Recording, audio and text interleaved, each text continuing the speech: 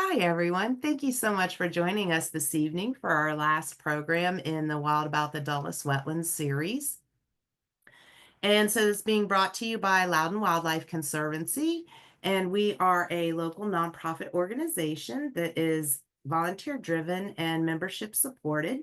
We began in 1995 with four people sitting around at a kitchen table trying to determine how they could protect wildlife habitat because the county was under immense pressure and rapid development during that time. And of course, here we are 30 years later, and things are still the same. Our organization has grown quite a bit. And we focus on educating people through programs like this one this evening. And we also have citizen science programs for which Jenny will, I'm sure, will be mentioning her reptile and amphibian monitoring program, habitat conservation advocacy. And then we also have our J.K. Black Oak Wildlife Sanctuary at 89 acres near Luckett's. And our mission is to protect, preserve, and restore wildlife habitat. And our vision is a Loudoun County where people and wildlife thrive together. We created this program series, Wild About the Dulles Wetlands, because they are also celebrating a 30th anniversary this year. The wetlands were created to offset wetland areas that were being damaged during the creation or building of the Dulles Greenway. And so Loudoun Wildlife Conservancy partners with them to steward that land, and we offer walks there multiple times a year. And just so that you know, the Dulles Greenway Wetlands is private property and it is no trespassing. That is by design and is part of the land conservation agreement that land is within, that it is to be held for wildlife purposes only. So it really gives us a unique opportunity, as you'll see this evening through some of the video that Jenny has been able to capture on wildlife cams. It gives wildlife a place where it's for them and they don't have to worry about humans encroaching it all of the time. So please join me in welcoming our speaker this evening, Jenny Erickson. And as I said, she is our reptile and amphibian program coordinator. She has a background in zoological field and specialized in behavior specialist. Messed that up, but that's okay. She has worked with elephants, rhinos, bears, and red wolves. And through her herpetological background has been very beneficial for us here in Loudoun County because she's been able to get records updated for some species that were not previously recorded in Loudoun County. And of course, it has really helped in studying the behavior of the eastern spadefoots. So please join me in welcoming Jenny. Hello. Okay, so this is where I get to fumble for a hot second to share my screen. Which you should be set up to be able to do. Yes. Okay.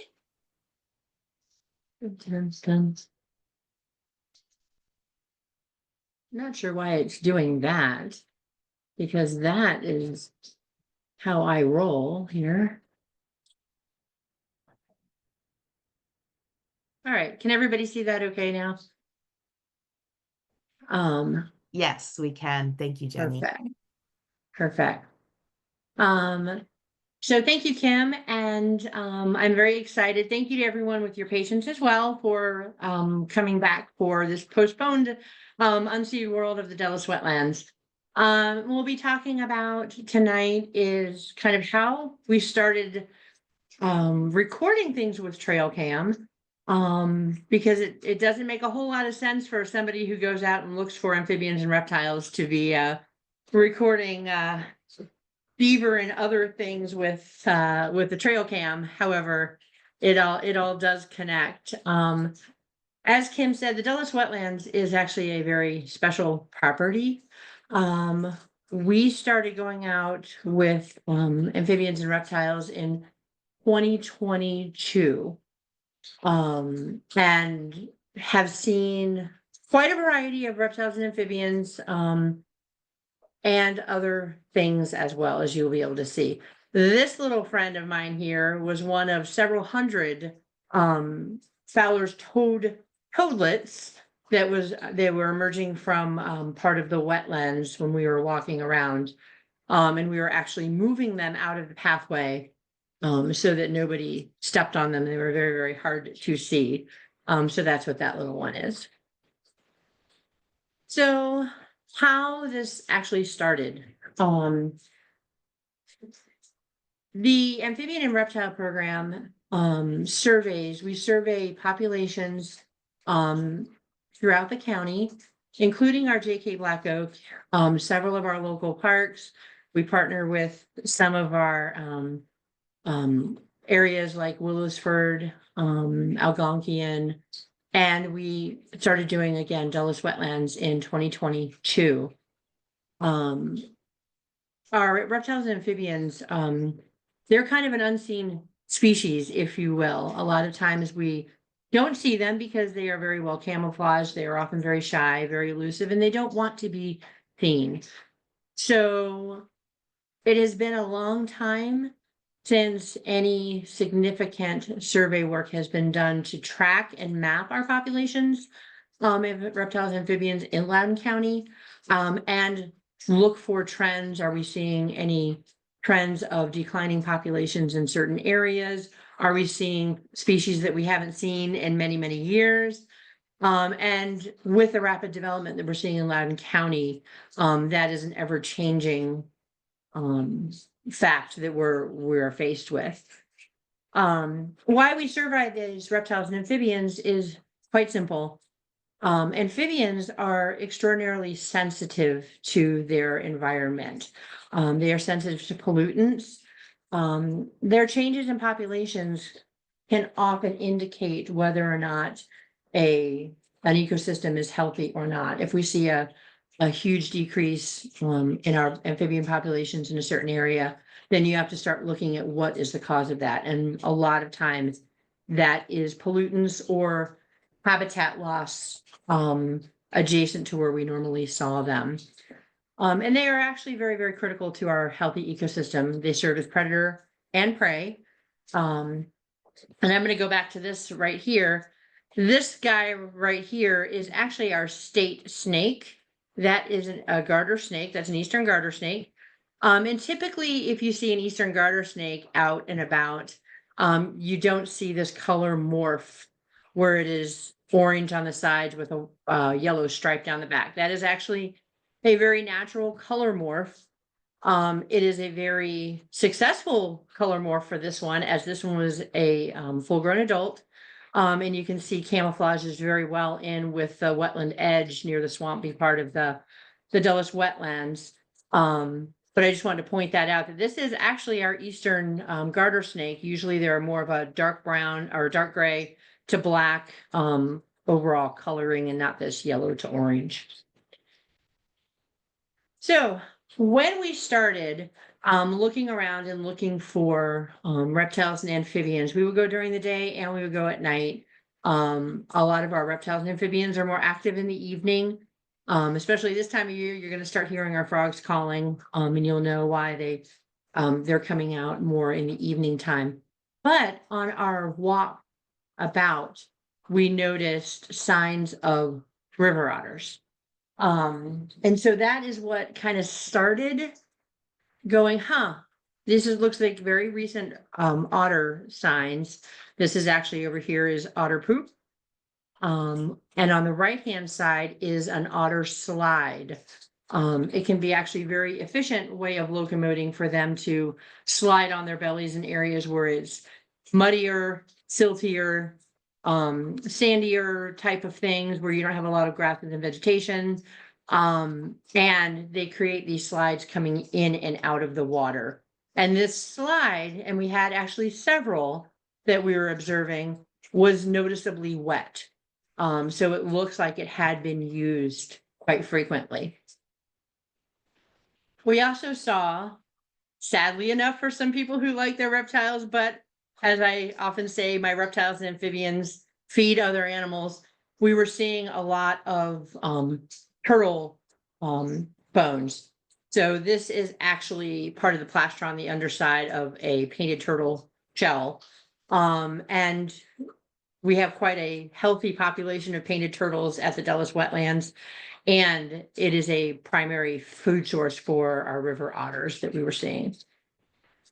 And then my husband and I were out one night, and we were actually weed eating a trail, and this otter here actually ran across the path into the water and was eyeing us, looking at us. You'll see in a second, he kind of looks over to see what we were doing.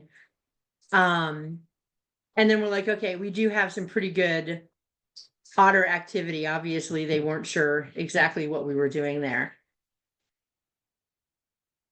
So at that point, we decided to set up some trail cams. We wanted to see what kind of otter activity we were getting, because we have a lot of people who are interested in river otters. I mean, they are what us herpetological people call charismatic mammals. They always look like they're playing. They always look like they're being very, very cute. Of course, their behaviors are a lot more tenacious in their hunting and activity than what they present. But people oftentimes can relate to that cuteness of those river otters. So we went to set up those trail cams to look and see if we could get that video footage. The Dulles Wetlands, much like a lot of areas here in Loudoun County, is heavily tick infested. I don't think I've ever received more ticks after a walk than I have from here. So we, myself and my husband, typically maintain a small trail that allows us to get to the areas that we need without disrupting any of the natural habitat. So we set up these game cameras in several locations, looking at where these slides were located, where fresh poop is located. Fresh poop is very pungent in an otter. And where we had either natural game trails, either in and around the shallows of the waters, or the intersecting trails that we made with the weed eater to be able to get through and monitor. We use the trail cams because they are minimally impactful for natural behaviors of wildlife. I do actually have a blind that's a pop-up blind as well, but there is always activity and smell and a variety of factors that go into it that can alter natural wildlife behavior that you can get anytime you are present. So the trail cams are virtually minimally impacted, as you'll see on one of our videos. And so what we got actually after the first time putting these cameras out was a behavior that I'm going to explain before you see it. Was we saw latrine behaviors for river otters. And river otters are very social animals. You often will see them in groups. And what they will do is they will go along the river's edge, along the creek edges, and they will start to scrape the grasses underneath their belly and put them into rolls. And these rolls, they will then urinate and defecate in these rolls. And we call it kind of like river otter Facebook. So other otters can go around and you'll see them stop and smell what has already been laid there. So it is actually a communication as well for these otters. So you'll be able to see a few videos of this, and I can never stop watching it because it's just very, very cute. So you'll see them jumping around. And if I get the volume going up.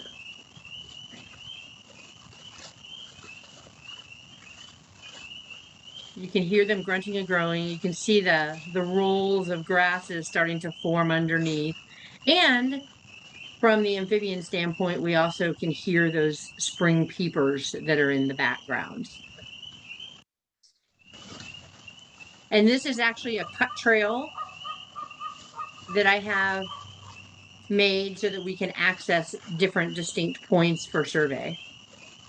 And we survey very frequently, and that has allowed us to find species that we normally wouldn't see. And Kim had talked about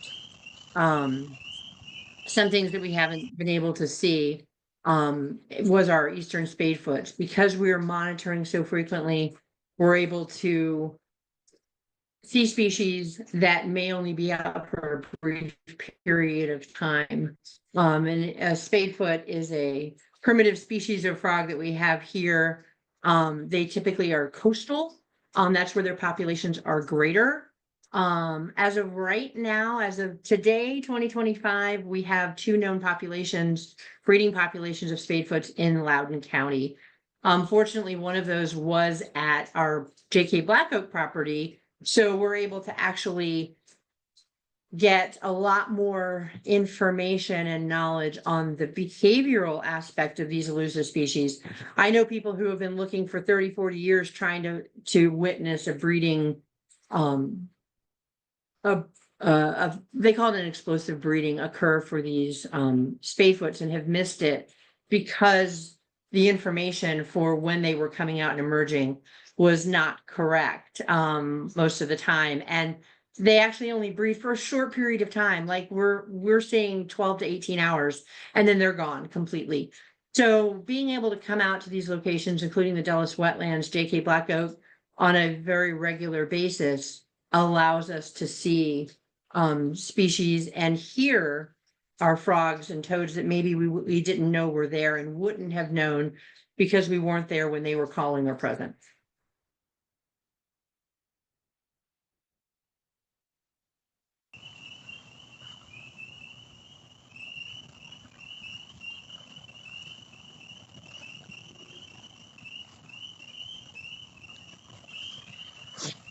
But this is charismatic mammals. They do look like they're cute. They do look like they're squishy. And they are to a degree, but if we go back, you can see with our otters that they are actually considered an apex predator for their ecosystem. They are tenacious, and I've worked with several species of otters, and they are tenacious. They actively hunt. They will try to take down things that are larger than them, especially if they appear injured, older, weaker. They will actively hunt fish, turtles, and small mammals, birds, etc. The presence of an apex predator is very important in an ecosystem. We historically are very good at removing our apex predators. I was fortunate enough to work on the now failed, sadly, Red Wolf project back in the 90s of trying to get those guys reintroduced into an ecosystem where it was completely out of balance. But having that apex predator helps keep that particular ecosystem in check. And we got them, throughout the night and during the day, and you can see the vegetation growth is a lot higher. This is actually in the summer, and they're still using that slide, but the water is way out here. You can start to see where they splash in. So they will use these slides, and we observe them using these slides all the way through, even up until the temperatures are cold enough that you start to get some frost and ice. Because being these mammals, they do have to eat year round. It's just that they change their diet throughout the year. What we were noticing during this period of time is that, sorry, this is one of my favorite videos that I'll have to pause for a second. What we were noticing is that during the late spring and throughout the summer, when it was warmer outside, we had a lot more basking painted turtles. And so we were actually seeing a lot more discarded eastern painted turtle shells along the banks in various areas. Whereas we don't see that as much, and we see more fish in their diet here, specifically at the Dulles Wetlands, as the temperatures were getting cooler. And we were able to determine that with the fresh poop that actually had a stronger fish smell, as opposed to during the spring and summer when it didn't have that stronger fish smell, and they were feeding mainly on, we were seeing, a good dozens of these painted turtles that had been eaten by these otters. So this little guy is why they're charismatic. And he jumps out of the screen. And if we look, I'm not sure if I've got anybody calling right now. Yep. In the background, you'll hear something that sounds like, and I'll back it up a second here, sounds kind of like a banjo string or a rubber band. Those are green frogs.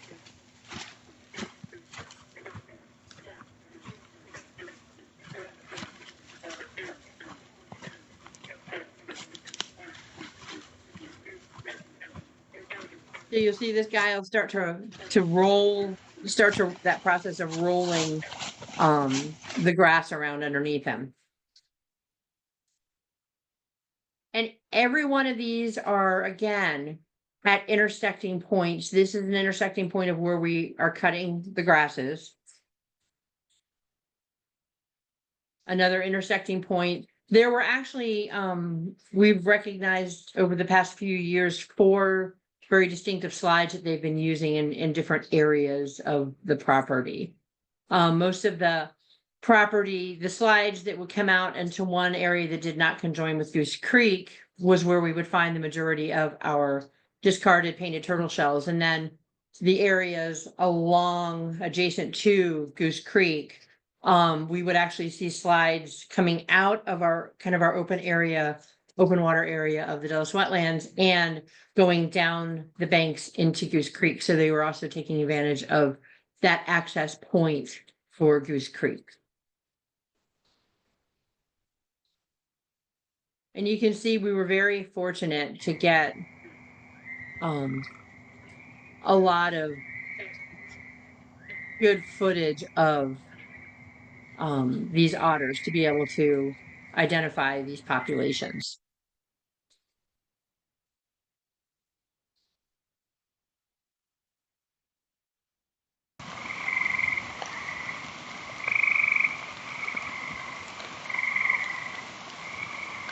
We have our tree frogs calling. They like their rainy summer nights. When they start getting warmer, both of our species of tree frogs will come out to call and breed.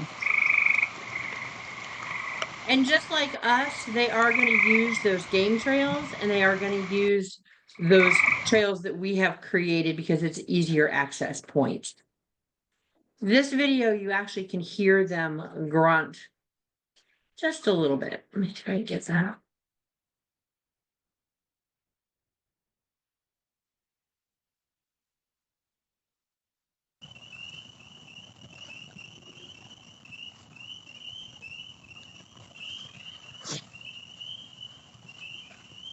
You hear that chuffing sound. That's one of their vocalizations. They actually do have a variety of vocalizations that they'll use to communicate with each other. And there are those peepers again. So otters, being one of people's favorites, are not the only guys that we have seen at the Dulles Wetlands. Given the success that we were getting with the otter camera captures, we did set out some additional cameras to see what other wildlife was frequenting. We've captured quite a variety of the mesopredators, which are our coyotes. Everyone's hearing coyotes this time of year as the weather is warming up. Raccoons, possums, skunks. These mesopredators are these middle of the chain. They're very opportunistic. They will eat basically anything from vegetation to people's trash, to bugs and mice, and just a variety of species. And they can become an apex predator in the ecosystem if the natural apex predator is removed. Generally, though, they are less effective in keeping certain species in check. And I have here our white-tailed deer, because as we all know, we don't have anything that is our natural predators anymore for our white-tailed deer. And just an example of some of these guys, skunks, natural for predator for yellow jackets. They compete with bears a lot of times for those underground yellow jacket nests. And usually you can see the difference between if a bear has taken out a yellow jacket nest, because it's a lot messier. Bears are not polite about anything that they do. Skunks are a little bit more polite, and it's a little bit less of a mess, but they will go in and they will destroy a yellow jacket nest to eat the yellow jackets. Our snakes and our great rodent predator. They are free pest control. Raccoons, they are great for getting rid of our small rodents that might be a little bit of a pest to us, grubs, etc. So they all have that natural place in our ecosystem. And even if they do cross over into our residential areas, which we're seeing more and more, of course, because we have less natural areas, they still, because all of these things that they eat come along with lack of habitat. So when you have lack of habitat, you do still get yellow jacket nests, but now they're going to be potentially closer to somebody's house. You're going to get rodents in and around people's homes. And these guys are going to be attracted, especially your skunks, raccoons, and possums are going to be attracted to crash our garbage and waste that we have out there.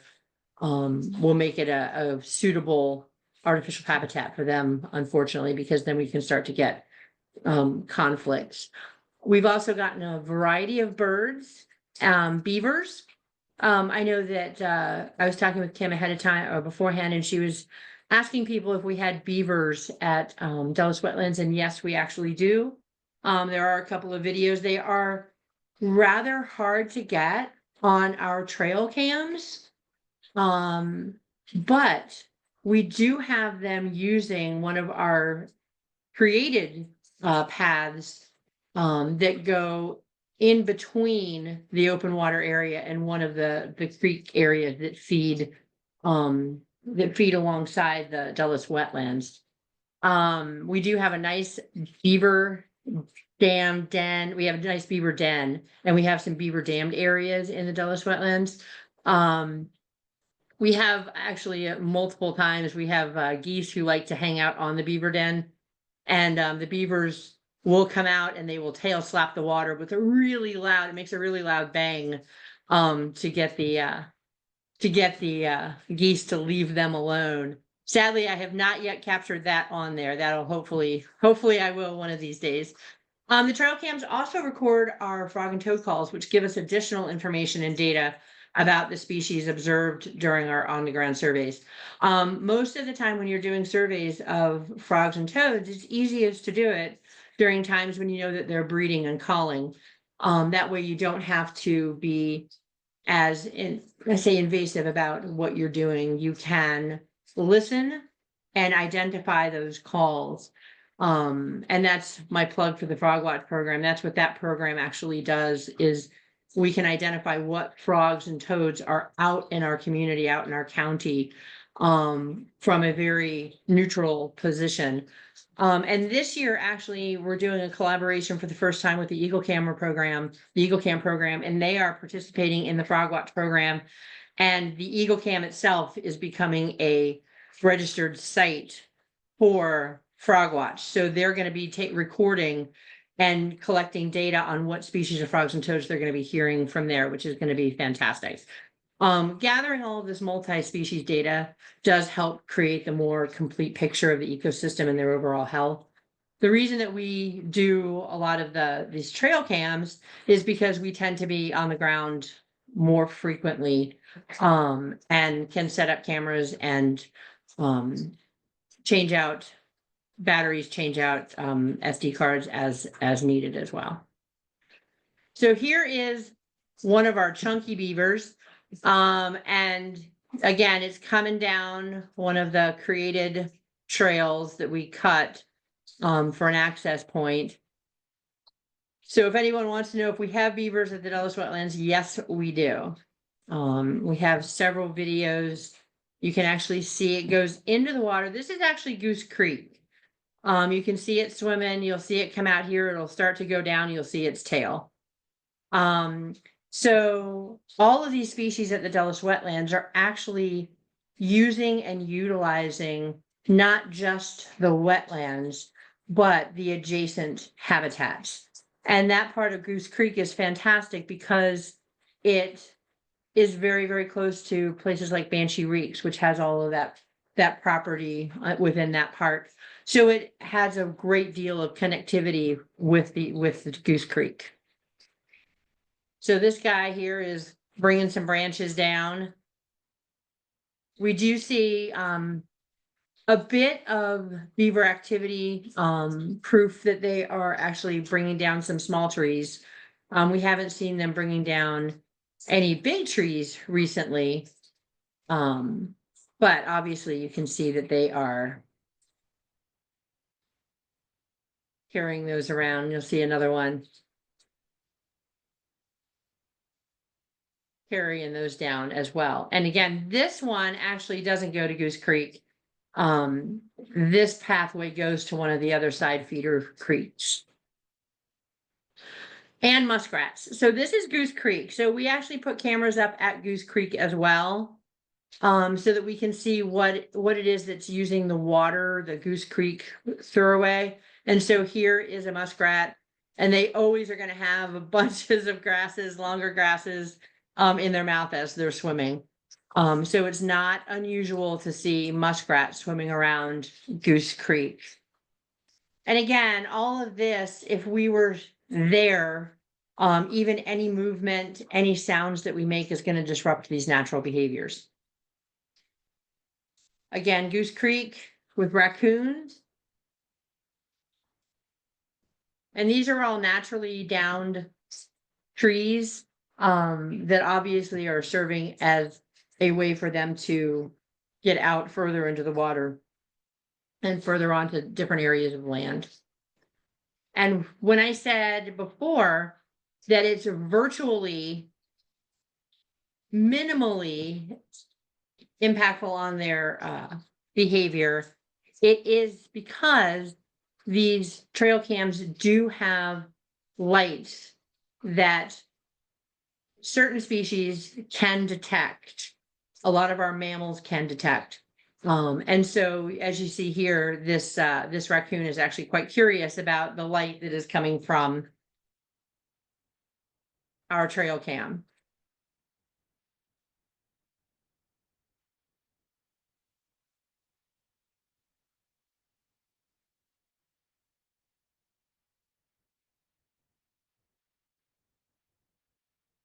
So it's as minimal impact as you can get, but it's not 100% without side effects.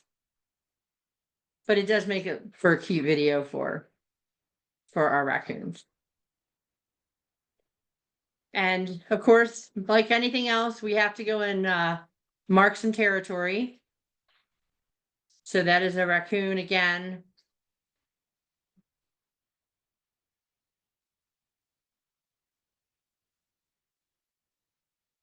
And this one actually is a raccoon that is opening one of those rolls. It had opened one of those rolls and was eating some of the leftovers that was in the poop inside of that roll. And then you'll see it mark.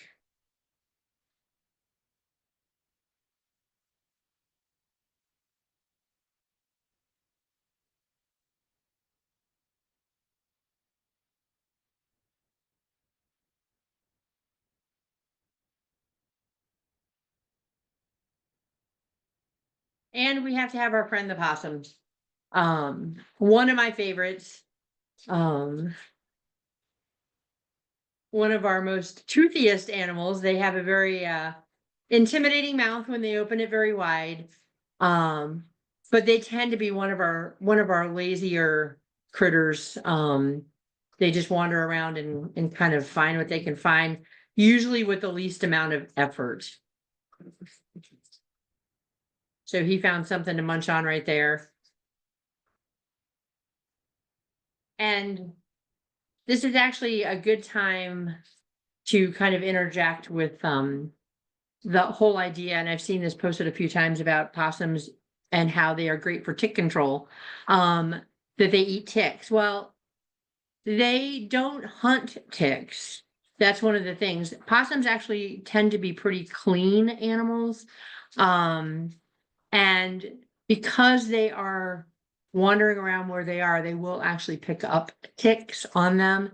And that, yes, they actually will consume those ticks that are on them, but they don't actually hunt ticks.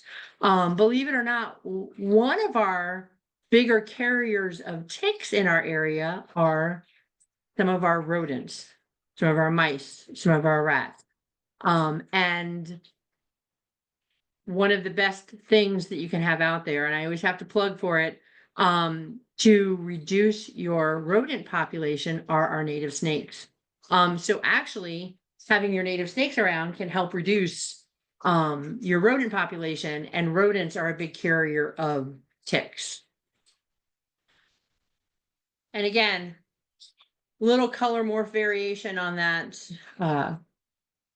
possum. You can see a little dappling on its hind end there.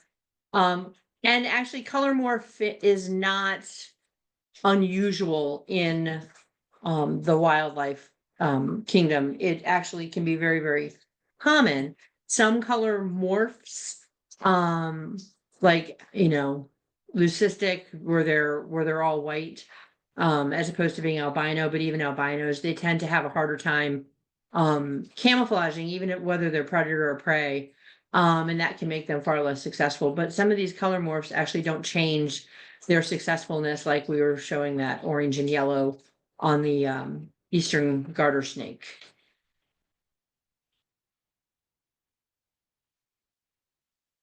And this is another spot here where we have, this is a cut trail. And when I mean cut trails, I mean I went through and cut with a weed eater, just so that we weren't having to go through the growing taller vegetation, to decrease our chances of getting ticks. Because like I said, the worst ticks I've gotten were walking through the Dulles Wetlands. So this is a cut trail here, and that's a cut trail up there. This is still early in the season. The turkeys do like to go and wander around through the shorter grass. As the grass gets longer, they actually will use more of the trails that are already in existence.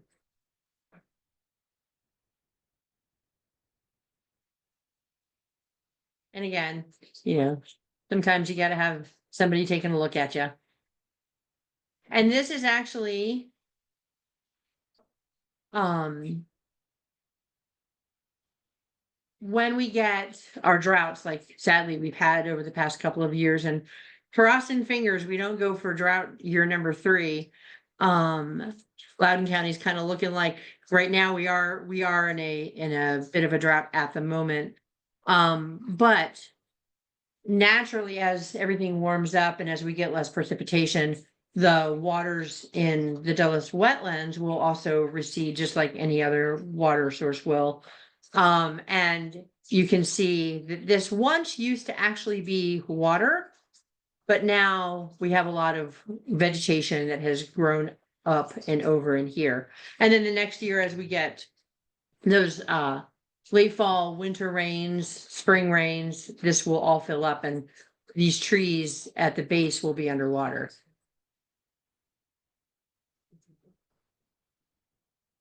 This is another one of my favorite areas, which is a shallow area near where the land is. Goose Creek is kind of off to your left.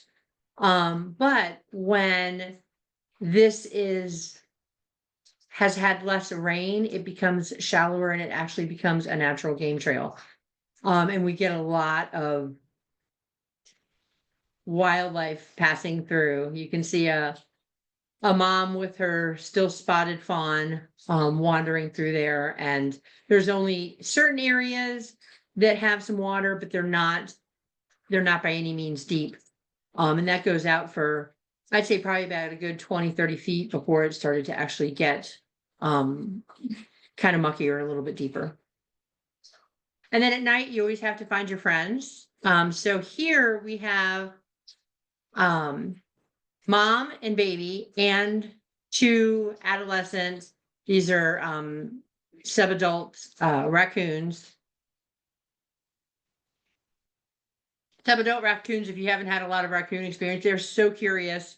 And they're almost annoying with how curious they are. They just will get into everything and everyone out in these kind of habitats. Just they're very explorative at this stage in their life.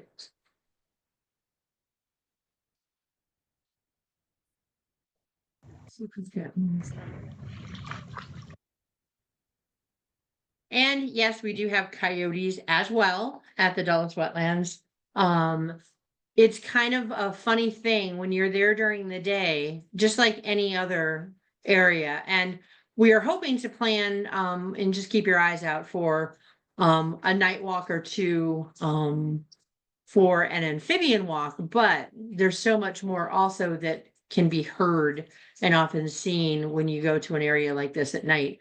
And at night, you have the frogs that start calling, you have the owls that start calling, and you have the coyotes that start calling. So it actually takes on a whole new character of itself once night falls at places like the Dulles Wetlands.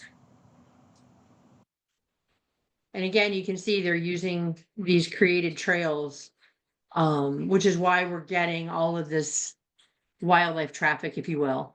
If we had not cut these trails, it would be less of a likelihood that we would be able to get such reliable video footage.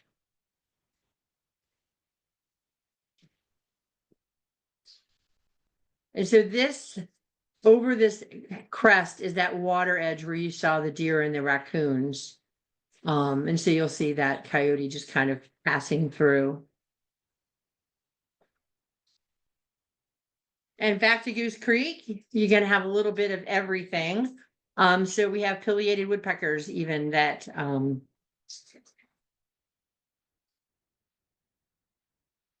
that come down there, and they have been they were working on this rotting root ball for quite a while, actually.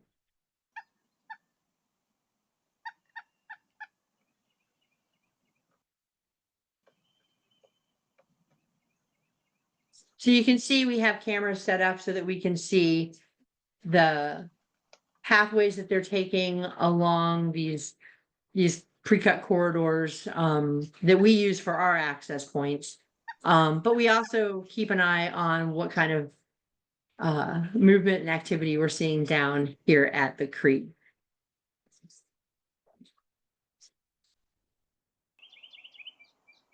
That includes wood ducks as well.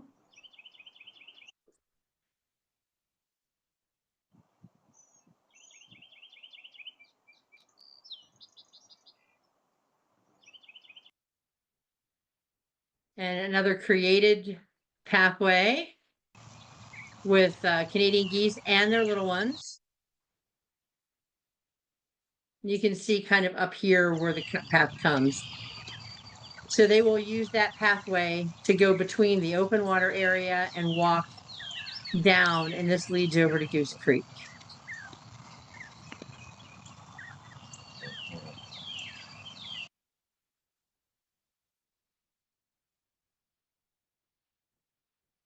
Great-blued heron, they are actually very, very common there. I see them a lot in these shallow waters. They have been known to catch a few of my frogs and maybe one or two of my snakes that I've noticed when I'm there and just kind of sitting there quietly.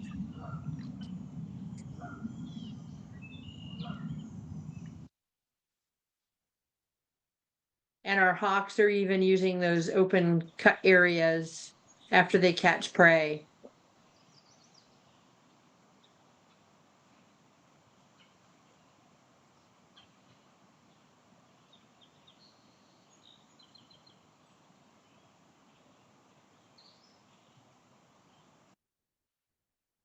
This is one of I would say kind of an interesting setup video that needs sound. So we have our hawk and a grackle, and the grackle comes and chases the hawk away. And actually what you don't see immediately, and I'll circle it and play it again, is the hawk is after the wood ducklings. Oh, hang on.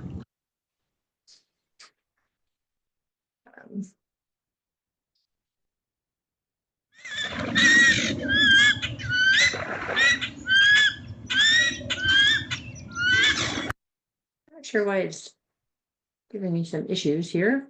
Uh-oh.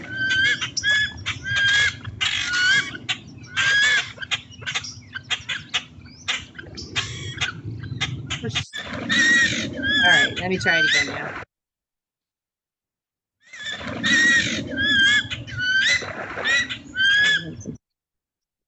For some reason, my video is, or my Microsoft is acting up. So let's try this again.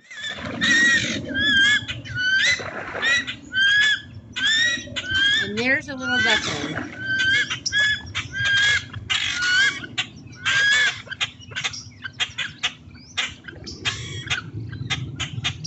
There were actually a couple of little ducklings in here. This area actually has quite a few grackle that we see very frequently. I've actually, so you can see it down here. And if you watch right there, it pops back up.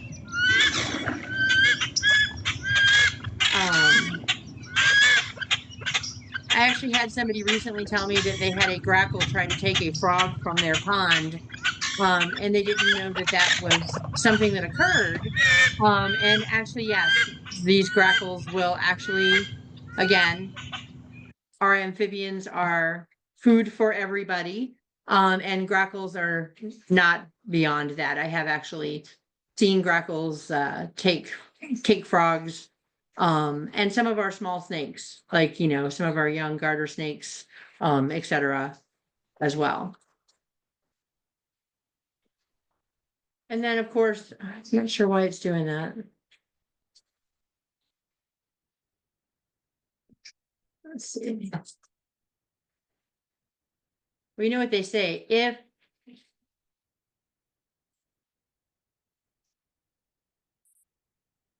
it does not work for you, just try it again and again, right?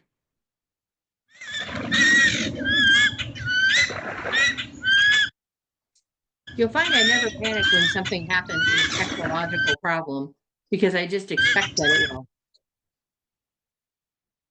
So then we get to see basking turtles. This is again Goose Creek. If we were to walk up, this turtle would go into the water, and we wouldn't be able to observe, and it would disrupt the behavior that we were seeing. And then the turtle goes into the water just on its own accord, and you get to see a swimming little turtle. This corridor of Goose Creek is very, very important. We do have quite a few species of turtle.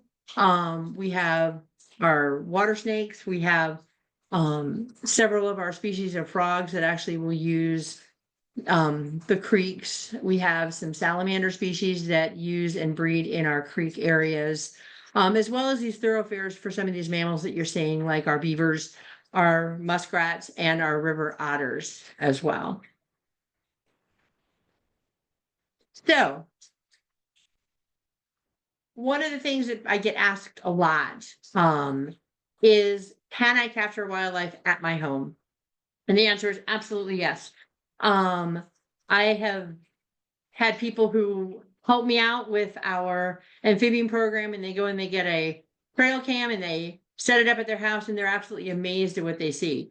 I have a friend who every single year skunks lay their young. Apparently I'm a herpetologist. They have their babies underneath her shed. And so every year she tries to get photos and tries to get cameras without disturbing them. And so last year she started using a trail cam. And she's been able to get some really wonderful footage of these skunk babies as they're emerging out from underneath the shed. For our purposes, at the wetlands, we actually set the camera length to 30 seconds. Because if you set it for extended lengths of time, then it can use up your space, it can use up your battery, and you have to kind of go out and do changes more frequently. And sometimes you can have, and a lot of times it actually happens more frequently than not, you can get movement that it captures the tail end of movement. So if you had a minute-long video, you'd have a tiny little flash of an animal running by, and then 58 seconds of absolutely nothing. And we tried doing 1 minute, and 1 minute didn't work out for our purposes. So we do 30 seconds. But when we set up more cameras coming up this season, we'll probably look at, like, if we get, you know, good vantage points for like the beaver activity and stuff, we might be able to set it up for that kind of movement, but it will capture every bit of movement. So you have to kind of weigh whether or not it's worth it, especially in some of the more, I'll say, remote areas, because it does take time to, you know, get to the property and to go and to walk around and to be able to change out these things. You kind of have to figure out which is better. Is it better for having longer videos that might have some good footage on it, or are you going to get a lot of videos that don't? So I've included a couple of videos from my house to show what you can do. And I live at the base of a mountain. I don't live in a neighborhood. However, I actually am finding that people who live in neighborhoods have more of some of the species that I have less of. As we develop more and more in our county, a lot of our species, like our raccoons and our possums and our skunks, and even our coyotes. They're actually in a lot of areas seeing coyotes move more and more into residential areas because they're opportunistic and they're going to be having more opportunity to be able to have you know, food from the garbage cans. I drive around at night and I shriek at the fact that people put their garbage out, you know, on a Tuesday night when it's coming Wednesday morning, because I know that there's a high probability that something's going to get into it. As for what I see, a lot of times I see some of the bigger animals that are actually still starting to make their way, like bear, starting to make their way into our residential communities because they are simply running out of room. So it's quite interesting to capture what you are seeing. And you can do that for the variety of ways with trail cams. Like this is me admitting to the failure of taking down the bird feeder one night. Fortunately, it was empty. But this is what happens. And this is the poster child for do not leave your bird feeders out. This is actually mom with last year's cub. So last year's cub is the one who was up trying to eat out of the feeder, and mom she just doesn't care. And after we saw this video footage in the morning and realized that we were foolish, because I should know better, we took the feeders down and we kept them down. And it is illegal to feed bears. So if you do have this kind of an instance, you do not want to continue to feed any birds. We actually typically don't feed birds very much. That's a platform feeder that every once in a while, poorly, I know, but when I remember to, I would put a little bit of bird food in those, especially as it was going from fall into colder times. But that's also when they're looking for it. So you have to remember to take those down at night, especially if you're seeing this kind of activity. But this is just our property. That's our house. And we are looking to see what kind of animals we're getting around our house. This is another camera. This is actually a blink camera, similar to the Ring cameras. And this is a bear, a different one. We've identified 6 different bear that cross our property, actually coming up and sniffing the hitch on my husband's truck and just kind of wandering off on its way. And this particular camera stays there all the time. And we've gotten everything from toads moving to birds, squirrels, bunnies are one of the big things that kind of set these cameras off. And we have certain cameras set for motion detection to let us know when it's detecting motion. And we make sure that they're set, especially at night. And it's amazing what you can get, whether or not, if you live in an area like I do with a few acres, or if you live in a neighborhood. This is our pond that we are constructing still. We just keep changing it and changing it. But this is a red-shouldered hawk that likes to come and feed on our green frogs from our pond. And so they're is a snag over here and it just kind of hangs out there. When it starts to see the movement, it'll come down here. It's a shallower part here and it goes down to 3 feet deep. This was a miss, but sometimes it's a hit. And again, if I were sitting out on our deck watching this, we wouldn't get the kind of activity that we're seeing when you have any kind of a trail cam. And these blinks and rings actually can be considered a trail cam. They do a great job for the most part.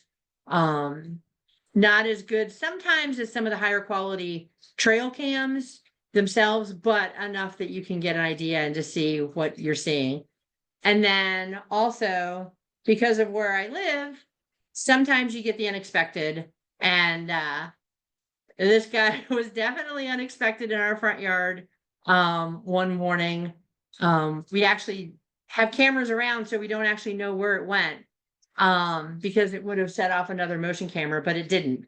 So we're guessing it went to somebody else's property for checking out some of the everybody likes, I don't know why, they all like to lick the back of my husband's truck. It usually has a lot of mud on the back of it.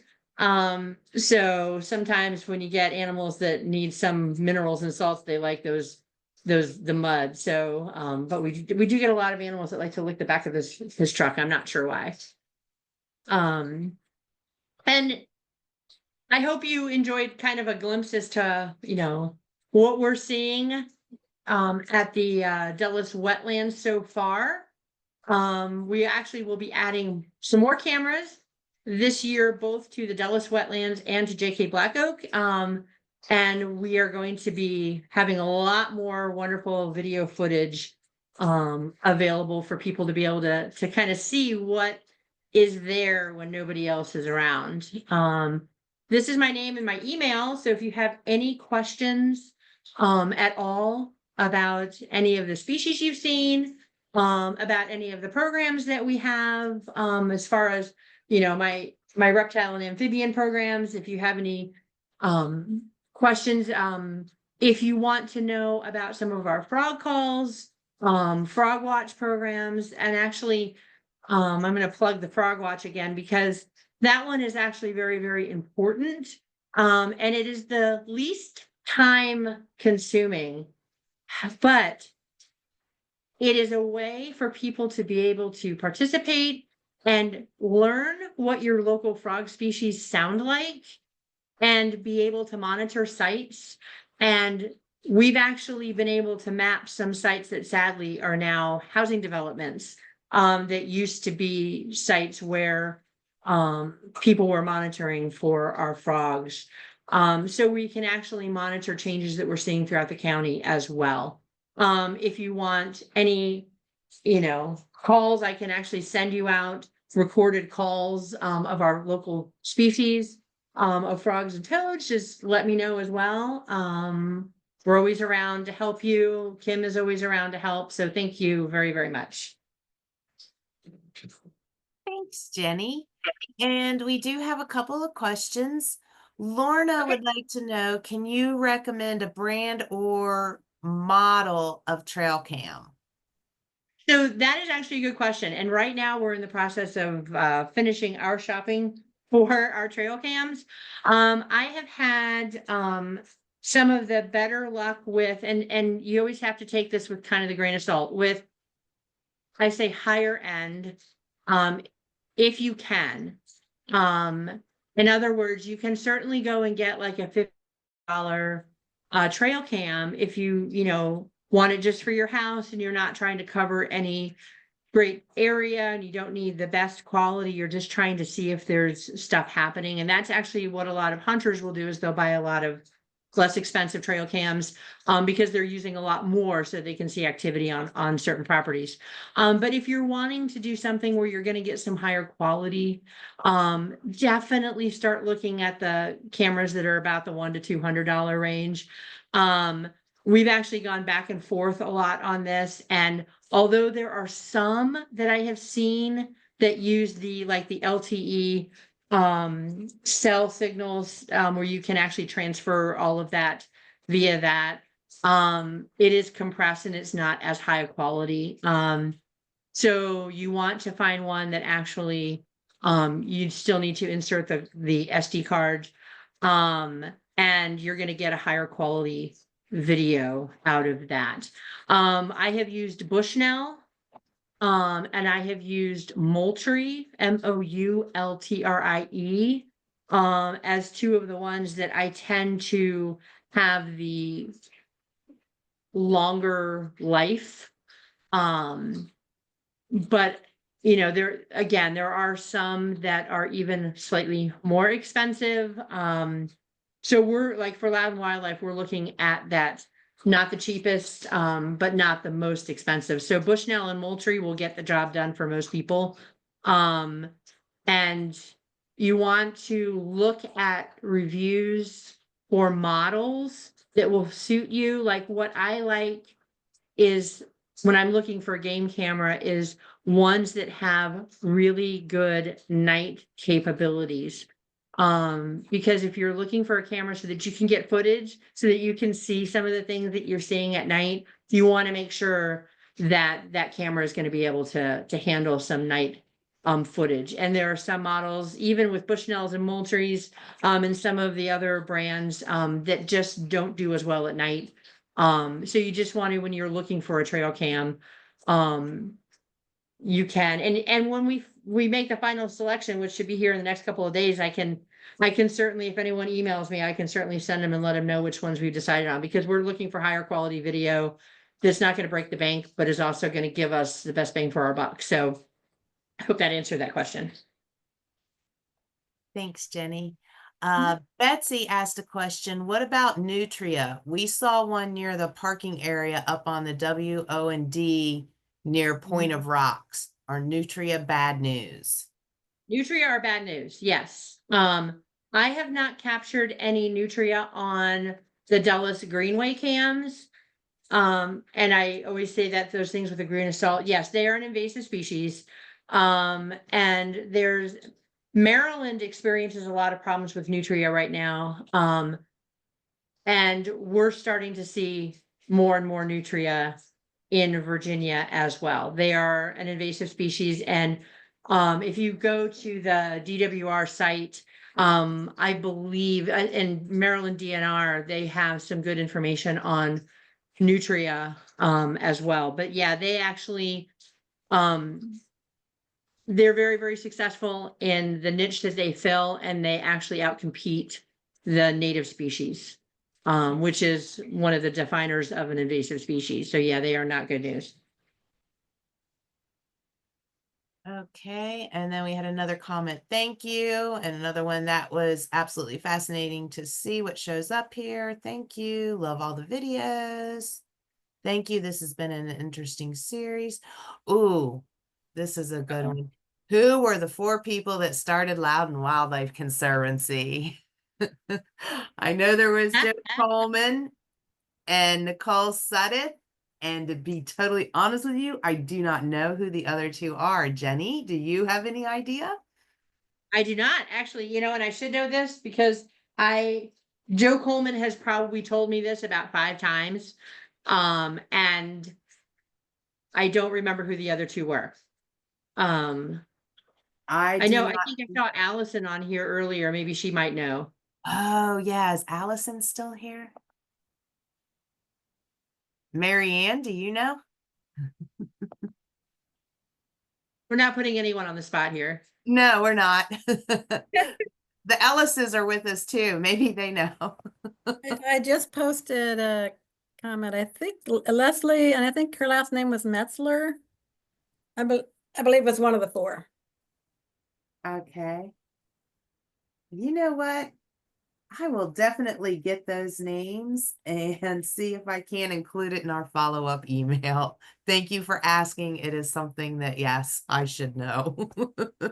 Yeah, Joe Coleman, I think we were actually even talking about it at the intro one before the program started, and I can't remember for the life of me. Oh, okay. Thank you very much, Kim and Jenny. And then Betsy would like to know any changes you've noticed from the trail cam pics between 2000 and then the 24-25. No, I haven't noticed any with that habitat. Because again, like Kim said, that habitat is not frequented by people. It is left to its own devices. There have been changes in the past. And those changes have been natural changes, beaver related changes, where they have stopped up flowing water in certain areas and created open water areas. But it's funny when we don't get involved so much, things don't often change as quickly as we would assume that they do. And it's a great question. But as far as the Dulles wetlands, no, we haven't seen, I have not seen on those trail cams, other than the seasonal changes that you saw, where as the water recedes, the vegetation, of course, grows higher and higher. Now, having said that, we have had a few years of drought. And actually the past 2 summers, sadly, I could walk across Goose Creek at that area. And I graduated Valley when they were from Loudoun Valley High School when there were 4 high schools in the county. And I don't recall seeing some of these areas that we've experienced the drought so dry. Roadside ponds that I had never seen as dry before were complete just mud. So that is not specific to my trail cams and the Dulles wetlands, but that's a trend that I am seeing. And the past couple of years, we've had some pretty significant drought. And we don't go out and survey for reptiles and amphibians during drought. Just because they are very, very sensitive, and they might find themselves a small little microhabitat underneath a log, underneath some area where they can keep some moisture around them and keep themselves safe from those drought conditions. So we're not going to go and expose them during times of drought. So I know I went a little over your question, but drought is a big problem that we're seeing in Loudoun County in the past couple of years. Thanks, Jenny. And Betsy's asking, what about snapping turtles? Good, bad? We have a pair in our creek forever. Oh. Sadly, no more. Oh, snapping turtles are the most awesome in the universe. I'm not biased. Snapping turtles are fantastic. And actually, they look ferocious, typically when you see them out of the water. But if you look at any of these species, and I'll talk about, like any turtle, for example. Turtles don't lay eggs in the water, and they leave the water. We have some that are more aquatic, like these painted turtles, and snapping turtles tend to be more aquatic. And we have some that are semi-aquatic. Box turtles, believe it or not, fall into that category. Wood turtles. And they all lay their eggs out of the water, and some travel further than others. And so you'll see times a year, which we're about to come up on, when they're going to and from their breeding areas. And people will try and remove snapping turtles from the street and from the road so they don't get hit by a car. And they will snap at you. And they have more movement ability. Their plastron, the undershell, is a lot smaller. And actually they walk more upright, whereas more of your other turtles, their upper arms are off to the side. Your snapping turtles, their legs are almost directly beneath them. And it allows them to walk in a more upright position. So they have more capability of turning their head and actually snapping at you, but it is a defense mechanism. When they are in the water, they tend to be very, very low key. Their goal is to avoid conflict and confrontation. So snapping turtles have a bad rap. Snapping turtles are actually wonderful. They are a great hunter for our fish, and actually, some of our frogs, and a lot of our aquatic species, and they help keep those environments in check. Thanks, Jenny. Mary Ann was asking, is frog watch something you do on your own or with an established group? And where do I find information about it? That is a very good question. Frog Watch is a national program.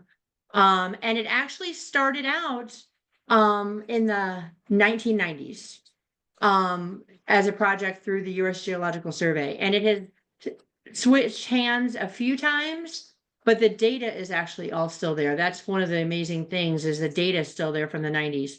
And we, Loudoun Wildlife, are a charter member for Frog Watch. So if you want to participate with Frog Watch, shoot me an email. There's information on our ongoing volunteer opportunities that gives some information about Frog Watch. We collect the data and submit it to the national database. And we have people who we even have people who are down near the James River that submit their data through us. And it's kind of interesting to see what different species they're seeing down there. But you can send me an email. The only thing that you have to do, which is different this year, usually in years past, we've had training at the beginning of the season, and it was not ongoing, but we're changing that this year so that it is a rolling, ongoing, open participation. So if April comes around or May comes around, you're like, you know what, there's a pond behind my house I'd love to be able to monitor. You can sign up and monitor that pond for the rest of the season. There is a video that is a couple years old, but is a virtual video from one of our trainings from a couple years ago that you do need to watch, that has some protocols. It also has our native species of frogs and toads, of which we have 13 in total. And it has recordings of each of those calls, so you can learn how to do it. And in the past, it was kind of difficult to be able to participate as far as accessibility, because they assigned you a route. And sometimes those routes maybe weren't close to your home, but here you can monitor. I monitor the little pond that you saw the red shouldered hawk trying to eat a frog out of my pond. That's one of the registered sites that I have, because I have 4+ species of frogs and toads that I have heard in those ponds, in my backyard ponds. People in HOAs, they will monitor their retention pools. We have people who are monitoring vernal pools.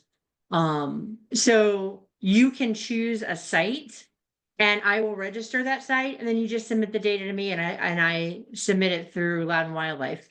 And it takes just minutes. I mean, some people it's like 15 minutes, depending on if you want to do something close or farther away. And you can monitor once a week, you can monitor once every 2 weeks. Just as long as we get some data showing what kind of species you're hearing. So it actually is it's a very good program that doesn't require a lot of commitment. And in our follow-up email, I will include what we have on our volunteer opportunities webpage about that, so that anyone that's interested can definitely sign up for it. And then Marianne also asked, how do we find out when the pop-up night walks are happening? Do we just have to notice, or is there a way to be notified?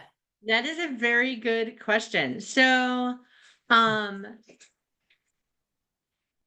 right now, the way we do and we actually learned from previous years where we tried to put them ahead, schedule them ahead of time, and we didn't get any precipitation. So there's nothing worse than trying to take people around for an amphibian night walk at JK Black Oak when there's no water. So typically, what we do, and this is how we're actually going to do it this year through much discussion, is when we start to see rainfall, then we will schedule walks, usually about 1 to 2 weeks out from that point. And when I mean rainfall, I mean significant, not a sprinkle, but some significant rainfall. And what they're going to do is post on Loudoun Wildlife that we're starting to see, just a post that we're starting to see a good amount of rainfall. Please stay tuned for opportunities to go on some night walks.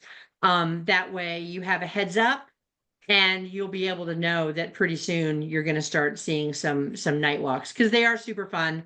It's a different way to be able to experience a property from night and day. It just comes alive in such a different way that we want people to be able to share it. But we also want the conditions to be right, that so people can actually experience what makes it great at night, if that answers the question. Hey, Jenny, quick question on that. Yeah. So are we like posting on our social media page that Yes. we're seeing significant rain, and keep an eye Yep. out on like our events calendar for Yep. scheduled Yep. walks? Okay. So we're gonna do yeah, and that's a good point. Yeah, we're gonna do it on our Facebook page and our social media outlets. That we are starting to see precipitation, and please, kind of keep an eye out, because you should start seeing opportunities for night walks. And as long as we are having precipitation, we'll schedule walks. They do fill up relatively quickly, just because of the dynamic of the walks. Having 20 people going through JK Black Oak at night or Dulles Wetlands at night can be tricky, especially parking and that kind of accessibility to be able to not have your car towed as far as Dulles Wetlands. But yes, so they're going to be doing kind of a shout out that, hey, we're starting to see some great precipitation. Keep your eyes open. We'll be scheduling some night amphibian walks, and we call them night amphibian walks, but you never know what you're going to find on those walks. Thanks, Jenny. Mm-hmm. Anyone else have any questions? I have like one.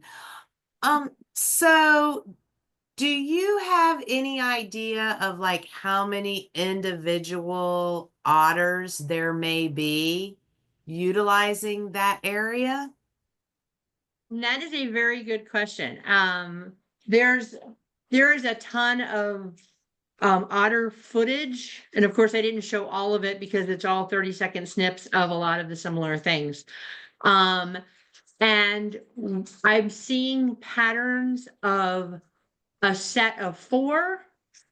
I'm seeing patterns of a set of 3, a set of 5, and a set of 2. And they all tend to use different areas. That doesn't mean that they're necessarily not, we were a set of 3 and we only have 2 of us here right now, etc. But I would say that it's safe to say that we're at least between 5 and 10 river otters that are utilizing the Dulles wetlands and that corridor. I know that Banshee Reeks has also seen some otter activity. They've seen some otter slides. I don't know that they've actually gone to putting trail cams up to see if they're seeing otters, but they're using that whole corridor. So I would say a safe bet is 5 to 10. Okay, thank you. And then the same question on the beaver. Do you have any idea of how many individuals we may have? I've seen on our trail cams, and again, they're harder to get. The beaver den is on the other side of kind of the open water area. So a lot of the activity that we're getting is based on their movement to and from places. But the videos that I showed is 3 different individuals. I don't know if there's more. But so far I've identified 3 individuals. Thank you. And the beauty of all this is it's such a process. I mean, it's we actually, interestingly enough, not that nobody has, and this is the crazy thing, not that nobody has ever not seen them in Loudoun County, but last year nobody had ever reported them. So as far as the state of Virginia was concerned, and the Virginia Herpetological Society, we did not have spotted newts, in Loudoun County. But we do have newts in Loudoun County. However, we were able to use photos that we had taken from the Dulles wetlands to add the newt spotted newt, eastern newt, believe me, they change names every 2 seconds as we get better with our genetics and our reclassifying. That we actually got photos of the aquatic phase of our newts, and we're able to submit that to the Virginia Herpetological Society, and that added the spotted newt to both the DWR and the Virginia Herpetological Society map as being present in Loudoun County. So we are seeing things that maybe through lapses of actual surveys over the years, the maps aren't complete. And that's what's exciting about right now is as we go out, marbled salamanders, we know that we have them in Loudoun County, but they weren't on the maps at all. And back in 2023, we added those to the maps as being present with both Virginia Herpetological Society and Department of Wildlife Resources. So it's quite interesting, the things that we'll see. It's a process. So next year we could see 4 otters and 6 beavers. So it's always interesting to see how things like that will change from year to year.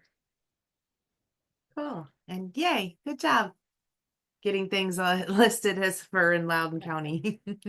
You never know what you're gonna find. It's amazing the things, we might even spot some turtles that we didn't know were in Loudoun County, or some mammal species. You never know. That would be exciting. Yeah.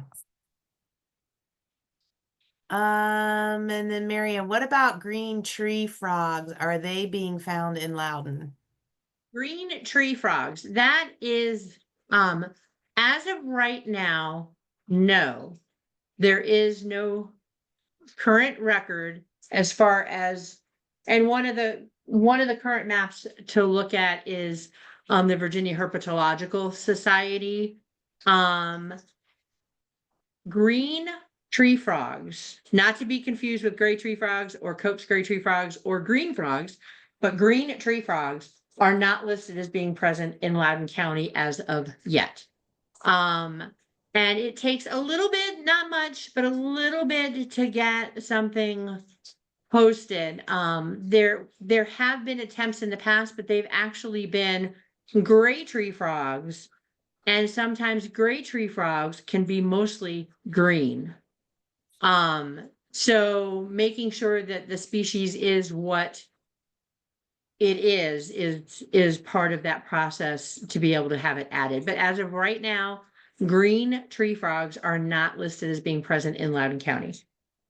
They're all around us, so it's not outside the realm of possibility that they're in Loudoun County, but as of right now, no.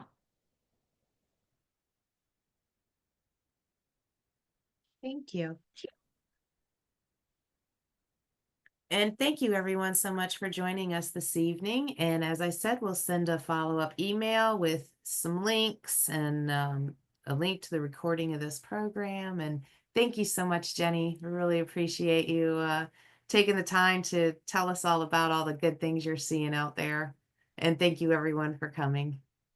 Yes, thank you guys. I love talking about our wildlife in Loudoun County. Have a great evening, everyone.